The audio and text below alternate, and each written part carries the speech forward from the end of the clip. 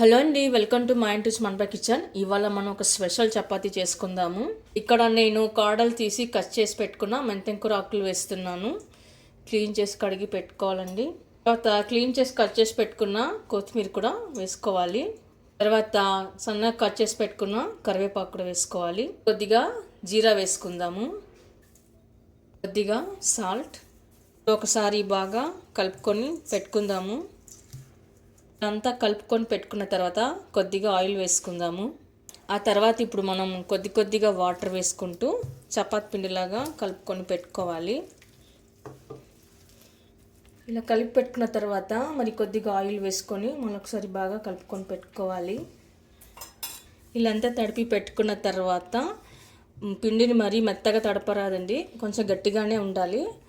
10 minutes పాటు పక్కన పెట్టుకుందాము. ఇప్పుడు దీనికి కాంబినేషన్ ఆలు కర్రీ చేసుకుందాము. ఆలు కర్రీ కోసం ఇక్కడ నేను ఒక 6 ఆలుగడ్డలు తీసుకున్నానండి. ఇప్పుడు ఆలుగడ్డలు మునిగే వరకు మనం వాటర్ వేసి పెట్టుకుందాము. ఇక్కడ నేను 1.5 glass వాటర్ వేసాను. మనం కుక్కర్ మూత పెట్టేసుకొని 2 whistles ఇస్తే సరిపోతుంది. ఇప్పుడు మనం బాయిల్ చేసిన పొటాటోని స్మాష్ చేసుకోవాలండి. నేను ఇక్కడ కొద్దిగా అయినంత వరకు కట్ చేసుకున్నాను, కొన్ని స్మాష్ చేసుకున్నానండి. ఎందుకంటే మనం మరీ మెత్తగా ఉడికించుకోరాదు ఆలుని. ఇక్కడ నేను కర్రీ చేయడానికి కడాయి పెట్టుకున్న 2 tablespoon ఆయిల్ వేసిన తర్వాత ఆవాలు జీలకర్ర వేసుకోవాలి. కరివేపాకు, చిన్నగా కట్ చేసి పెట్టుకున్న ఆనియన్ కూడా వేసుకుందాము. కొద్దిగా జింజర్ గార్లిక్ పేస్ట్, కొద్దిగా పసుపు, బఠానీలోని పచ్చివాసన పోయే వరకు కలుపుకొని పెట్టుకుందాము. సన్నగా కట్ చేసి పెట్టుకున్న టమాటా. ఇప్పుడు టమాటా కాస్త మగ్గిన తర్వాత రెడ్ చిల్లీ పౌడర్, ధనియా పౌడర్, గరం మసాలా ఇవన్నీ వేసాక కలుపుకొని పెట్టుకుందాము. సాల్ట్ తగినంత. ఇప్పుడు పొటాటో వేసుకోవాలి. పొటాటోస్ వేసినాక ఒకసారి బాగా కలుపుకొని పెట్టుకుందాము. ఇప్పుడు తగినంత వాటర్ వేసుకుందాము. ఇప్పుడు మనం వాటర్ వేసుకున్న తర్వాత 2 నిమిషాల పాటు ఉడకనివ్వాలి.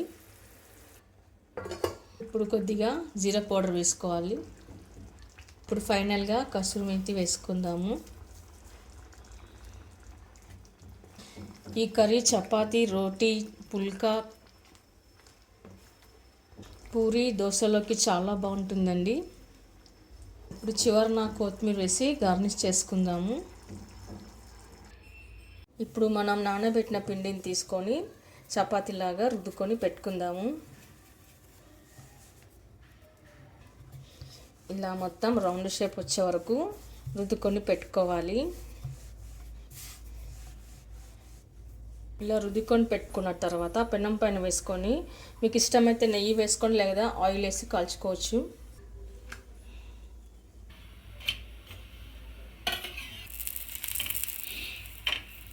అంత ఆయిల్ అప్లై చేసిన తర్వాత తిరిగేసి మళ్ళీ ఇటు పక్క కూడా ఆయిల్ వేసి కాల్చుకోవాలి.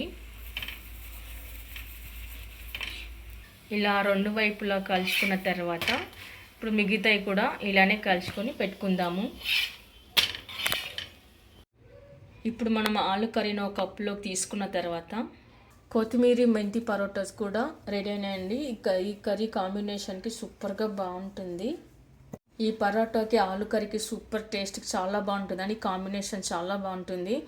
మీరు కూడా ఒకసారి ట్రై చేయండి. మీకు ఎలా కుదిరిందో కామెంట్స్లో పెట్టండి. పరోటాలు కూడా చాలా మెత్తగా మృదువుగా చాలా బాగా వచ్చాయండి. మరి మీకు ఎలా కుదిరిందో కామెంట్స్లో పెట్టండి. లైక్ చేయండి, షేర్ చేయండి. తప్పకుండా మన ఛానల్ని సబ్స్క్రైబ్ చేయండి. Thank you for watching.